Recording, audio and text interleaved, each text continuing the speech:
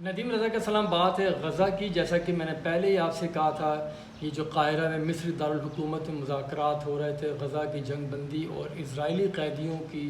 تبادلے کے اوپر، وہ پھر ناکام ہو گئے ہیں، کیونکہ دوحہ میں بھی دو ہفتے پہلے مذاکرات ہوئے تھے، وہ بھی یعنی کہ اس طرح سے سودمند ثابت نہیں ہوئے تھے، اور اسی کا تسلسل تھا یہ مصر کے دارالحکومت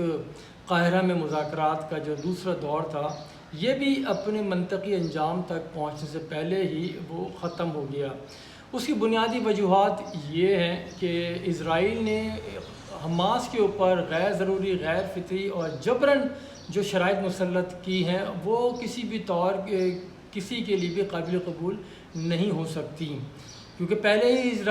اسرائیل فلسطینیوں کی نسل کشی کیے جا رہا مسلسل، اور جس دوران یہ مذاکرات چل رہے تھے اس وقت بھی آبادیوں کا انخلاء اب وہاں پہ جاری رہا ہے۔ تو جو بھی تازہ شرائط جو پھر دوبارہ اس نے رکھی، تازہ تو اس طرح سے میں اس لیے کہہ رہا ہوں کہ مذاکرات کے اندر یہ شرط آئی تھی، کیونکہ ویسے تو اس نے کوئی مہینے 2 مہینے سے مسلسل شور شروع کر دیا تھا کہ وہ جو غزہ کے جو علاقے مصر کے ساتھ جو جنوبی سرحد لگتی ہے، وہاں پہ ایک فلاڈیلفی جو ایک یعنی کہ کیا بولنا چاہیے اس کو، راہداری ٹائپ کی ایک ہے کوریڈور، وہ کچھ 14.5 کلومیٹر طویل ہے۔ اس کے اوپر اسرائیل نے کہا تھا کہ وہ اپنا قبضہ رکھے گا۔ صرف یہی نہیں، ایک اور دوسری بھی کوریڈور ہے کہ اس کو یعنی کہ بالکل ہی نو فلائی زون اس کو بنا دے گا، وہاں پہ کوئی بھی بندہ اس کی مرضی کے بغیر نہیں جا سکے گا۔ پھر ایک اور جو شرط رکھی گئی کہ وہ جو بھی غزہ میں جو علاقہ ہے وہاں پہ واپس اگر فلسطینی آتے ہیں تو ان کی یعنی کہ ایک جامع اسکریننگ کی جائے گی، اس کے بغیر کوئی بھی اپنے علاقے میں داخل نہیں ہو سکے گا۔ تو یہ جو وہ شرائط ہیں جو حماس کے لیے کسی بھی طور پہ قابل قبول نہیں تھیں، کیونکہ حماس کیسے کہ ان کے جبر کو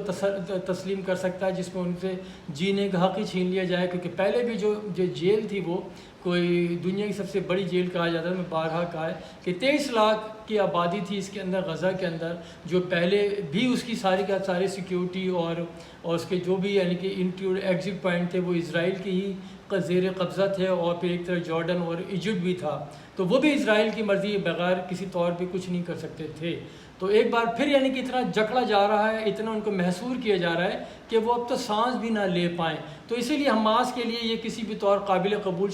شرائط ہو نہیں سکتی تھی، کیونکہ حماس کے ترجمان کا کہنا ہے کہ یہ پہلے بھی ہم ان کے جو مذاکرات ہوئے تھے، ہم نے جو 2 جولائی کو امریکہ نے ایک منصوبہ پیش کیا تھا جو 2-3 مراحل پر مشتمل تھا، اس پہ آمادگی ظاہر کر دی تھی، لیکن جیسے جیسے وقت بڑھتا گیا اسرائیل مسلسل اس کے اندر یعنی کہ اضافہ کرتا گیا، تو وہ کسی طور بھی قابل قبول نہیں ہوگا، کیونکہ پہلے مرحلے پہ جو اتفاق تھا اس میں جب وہ ایڈ آن کیے جا رہا ہے، چیزیں اپنی شرائط لے کے آیا جا رہا ہے، تو وہ کس طرح سے وہ ہو جائے گی، کیونکہ پہلے جو مرحلہ تھا اس کے اندر یہی تھا کہ فوری طور پہ یعنی کہ 2 ہفتے کے بعد ہی اگر مذاکرات کامیاب ہو جاتے ہیں تو 2 ہفتے کے بعد اسرائیلی قیدیوں کا تبادلہ کیا جائے گا، اور اسی کے بعد ہی پھر آگے چیزیں بڑھتی رہیں گی، لیکن وہ قابل عمل ہو نہیں سکتا، کیونکہ ایسی صورتحال میں کہ اسرائیل نے حملے جاری رکھے ہوئے، اور اس وقت بھی جب اگر معاہدہ ہو بھی جاتا ہے تب بھی اسرائیل کے پاس رائٹ ہے کہ وہ جب چاہے جہاں چاہے جس کو چاہے نشانہ بنا سکتا ہے، وہ ایسا ممکن ہے نہیں۔ اور پھر ایسی صورتحال میں بار بار یہ کہا جا رہا تھا کہ یہ حزب اللہ نے جو اتوار کی ارلی مارننگ جو اسرائیل کے اوپر اٹیک کیا موساد کے ہیڈ کوارٹر کے اوپر، اور پھر تل ابیب کے یعنی کہ تل ابیب سے کوئی 1.5 کلومیٹر کے فاصلے کے اوپر، اور اس کے علاوہ مزید جو تنصیبات تھیں ان کو نشانہ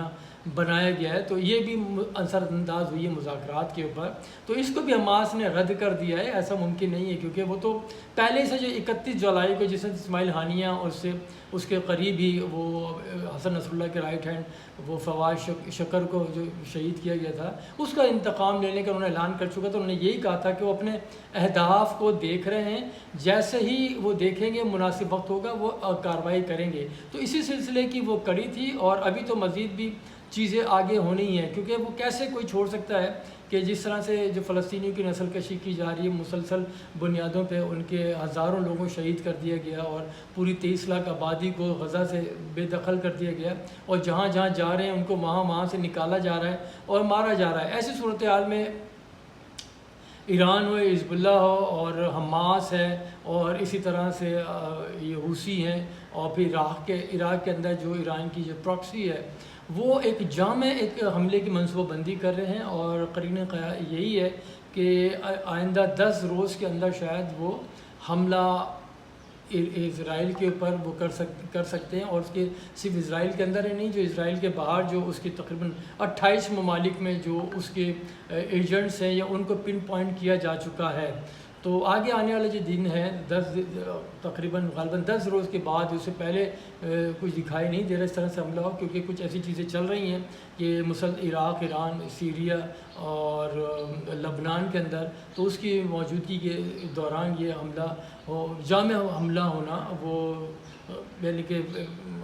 سمجھ سے باہر ہے۔ تو اس لیے 10 روز کے بعد یہ حملہ ہونا ہے، اور جب جو صورتحال ہونی ہے، لیکن ہاں یہ بھی ساتھ ساتھ بتا دوں آپ کو، جو بھی حملہ ہوگا بہرحال ایک وہ کہانی گھڑی جا رہی ہے کہ پورے خطے کو لپیٹ میں لے گا، لیکن نہیں، یہ کسی طور بھی امریکہ اور اس کے اتحادیوں جو خطے کے اندر موجود ہیں، بالخصوص عرب ممالک، ان کے حق میں کسی طور بھی اچھا نہیں ہوگا۔ تو ان کی یہی خواہش ہوگی کہ جس طرح بھی ہو یہ ایک دفعہ حملہ ایران کر دے اور حزب اللہ کر دے، تاکہ جو ہونا ہے ایک بار ختم ہو جائے، کیونکہ ابھی تو یہ وہ حساب وہ ہے کہ یہ وہ ہڈی بنی ہوئی ہے جو نہ اگلے چین ہے اور نہ ہی نگلے چین ہے۔ تو آئندہ 10 روز کے بعد جو صورتحال ہونی ہے اسی کا سب انتظار کر رہے ہیں۔ بار بار دیکھیں اسرائیل کے اندر بھی